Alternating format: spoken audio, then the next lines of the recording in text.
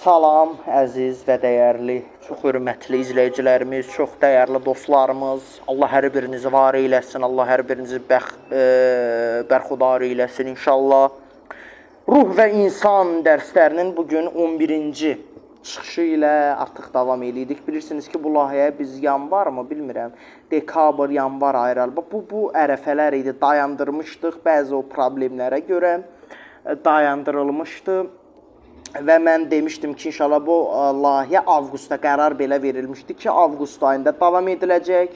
Elə avqust ayıdır. Dəqiq tarix deyilməmişdi. Elə avqust ayının elə başlanğıcında da, ilk 10 günlüyündə də artıq bu layihə dəqiq tarixi bilmirəm, bu nə vaxt paylaşılacaq. Amma yəqin ki, avqust ayının ilk 10 günlüyündə, o ayın 10-una qədər paylaşılar deyə ümid edirəm. Ruh və insan dərslərimizin artıq bugündən etibarən 11-ci bölümü yayımlanır. Birbaşa keçmək istəyirəm mövzumuza. Deməli, 11-ci dərsimizdə biz qəzəb və iradəvi enerji, psixodinamik etikanın metafizikası, Aristotelin Metaron prinsipi və Nəsirəddin Tusinin qüvvət-i qəzəbiyyəsinin rasional nizamı haqqında danışacaq. İndi bu sözlər sizə çətin gəlməsin, açacaq. Biraz çətin, belə deyək ki, sözlər ola bilər. Deməli, qəzəb özü, belə deyək ki, psixodinamik enerjinin mahiyyəti haqqında biz danışarsaq əgər, deməli, qəzəb yalnız negativ emosional reaksiya deyil, insanın daxili enerjisinin və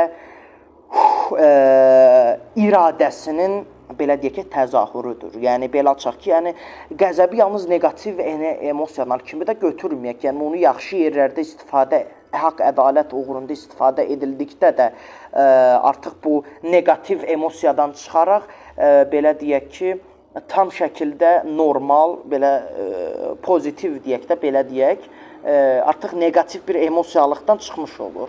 Və bunun özü də psixodinamik baxışa görə də biz nəzər yetirsək, qəzəb ümumiyyətlə insanın davranışında və insanın, belə deyək ki, qərar vermə sistemində çox mühüm, aktiv rol oynayır və insan enerjisini istiqamətləndirmək və idarə etməkdə çox əhəmiyyətlidir ki, biz bunu fəlsəfə tarixi dərslərini bilmirəm, deyəsən, 11-ci dərs şücaət sən, yoxsa dəli soğuba dostların yadına düşdü. O dərsdə biz qəzəb haqqında danışmışdıq. Onu yadınıza salın inşallah. Necə? Mən bunu demirəm, bu ruh və insandır. Mən deyirəm, o fəlsəfə tarixi dərslərinin 13-cü çıxışı eləmişik. 11-ci dərsində biz qəzəb haqqında ümumi emosiyalar psixologiyasına deyindiyimiz üçün biraz üzdən gedəcəm bugünkü dərsi. Deməli, buradakı məqsəd nə oldu? Qəzəbi təbii bir insan enerjisi kimi biz qəbul etməliyik, pis bir şey kimi görməməliyik. Və onu tamamilə mənəvi və etik məqsədlər üçün istifadə etməyi də xüsusi altını çizərək vurğulamalıyıq.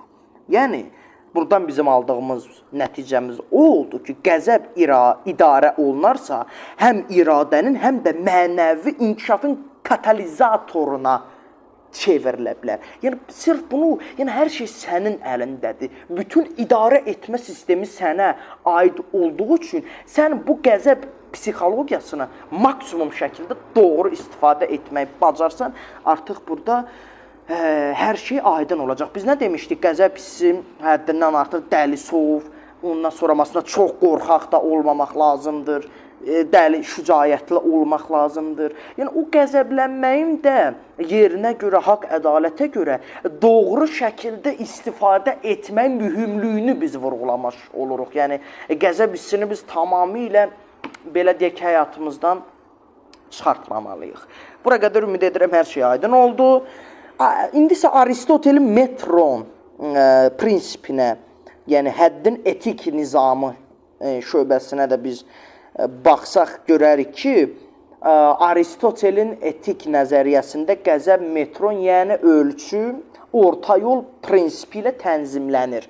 Orta yol prinsipi artıq dostlar birbaşa elə belə elədi, bilirik. Sağ olsunlar, izləyicilərimizə də inşallah belə eləyər. Yəni orta yol prinsipi. Mən çox danışmışam bunu dəyərli dostlar, bir digərki dərslərimizdə. Yəni orta yol prinsipi çərçivəsində biz belə deyək ki, qəzəbi tətbiq eləyə bilsək, orta yol prinsipinə uyğun şəkildə artıq həm qəzəb, həm də digər emosiyaların insan həyatında nə qədər də tənzimli və mühüm yer tutduğunu görmüş ola bilərik və artıq biz emosiyalarımızı idarə edə bilərik. Bunun özü də böyük bir şey. Çünki indiki dövrdə insanlar emosiya idarə edilə bilməməsindən əziyyət çəkərək psixoloqlara müraciət edirlər. Burada mühüm yol orta yol prinsipidir. Orta yol prinsipi, yəni o belə deyək ki, orta hədddir. Artıq bunu özünüz bildiniz. İndi niyə? İndi deyək.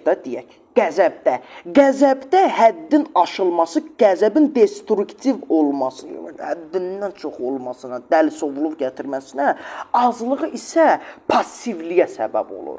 Həddindən artıq çox olması destruktiv, həddindən artıq aşağı olması isə passivliyə səbəb olur.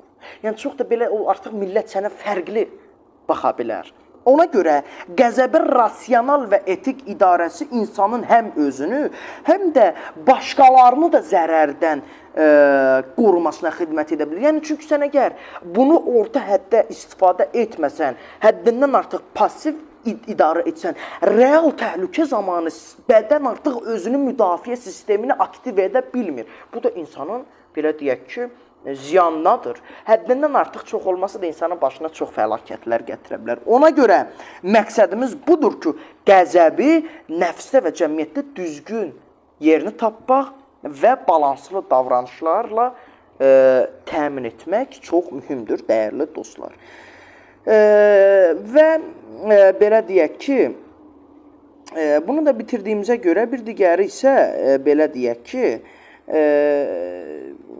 artıq Tusinin qüvvəti qəzəbiyyə, rasional enerjisinin metafizikasına da biz müraciət etsək, Nəsrəddin Tusi qəzəb qüvvəsini insanın iradəsi və rasionalitiyası ilə əlaqələndirir. Yəni, qəzəb düzgün yönləndirildikdə, artıq yorulmuşuq, səhərdən dalbadal danışırıq bu dərsləri. Yəni, qəzəb, dəyərli dostlar, düzgün idarə edildikdə bu həm insanın əxlaqına, həm də mənəvi inkişafına birbaşa olaraq xidmət edir. Yəni, orta yolu tapmaq lazımdır. Emosiyaları tamamilə həyatımızdan çıxarmağımız doğru deyil.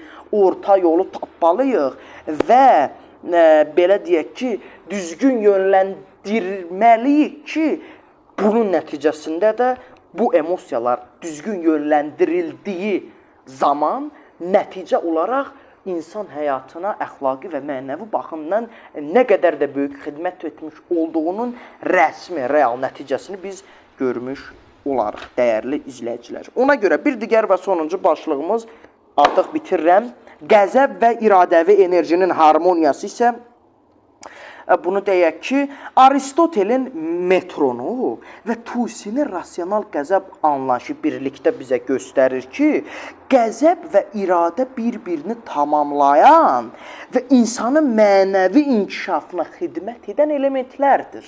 Əslində, bu başlıqlar sizi qorxdurmasın. Çox sadə bir şeydir bu. Yəni, enerjinin yönləndirilməsi, etik balans və iradəvi nizam sayəsində qəzəb həm fərdi, həm də sosial harmoniyanı təmin etmiş olur, dəyərli dostlar. Buradakı məqsəd bizə onu göstərir ki, qəzəbi və iradəni mənəvi və etik bir sistemdə birləşdirərək insanın həm daxili, həm də xarici həyatına yön vermək olduğumuzu biz görməliyik. Nəticəmiz, sona gəldim. Nəticəmiz odur ki, qəzəb və iradəvi enerji düzgün idarə olunduqda insanın psixodinamik və metafizik inkişafını təmin edən güclü bir vasitədir. Yəni, bunu açaq ki, bu emosiyaları biz tamamilə həyatımızdan çıxarmamalıyıq. Bütün bunların hamısı, ümumiyyətlə, bizim çalışdığımız hər şey, üzərində işlədiyimiz hər şey bizim kamilliyə və inkişafımıza xidmət etməlidir. Ona görə biz bütün bunları elə bir şəkildə nizamlamalıyıq ki, bu bizim mənəvi, əxlaqi, həyati məqsədi tərəfindən bizim məqsədimizə xidmət etsin. Yəni bu balansı qorumalıyıq. Bu həyatda hər şeydə belədir. Balansı qorumağı bacarsaq bizim həyatımızda hər şey qaydasında getmiş olar. Nə mənada? İndi qaydasında getmir. Qaydasına insan artıq salmağa çalışır. Çünki insan bir çox imtahanlardan keçir. Bu imtahanlarda insan baxın bu dediyimiz şeylərə əməl etsə inkişafı və o mənəvi rahatlığı özü dərk etmiş olar. Qaranlıq qalan bir yer oldu mu dostlar? Çox təşəkkür edirəm. Ümid edirəm ki, hər şey aydın oldu. Çox minnətdarlığımı bildirəm. İnşallah gələcək çıxışlarımızda, dərslərimizdə görüşənə qədər diləyirəm. Sağ olun, salamat qalın, özünüzə yaxşı baxın. Təşəkkürlər.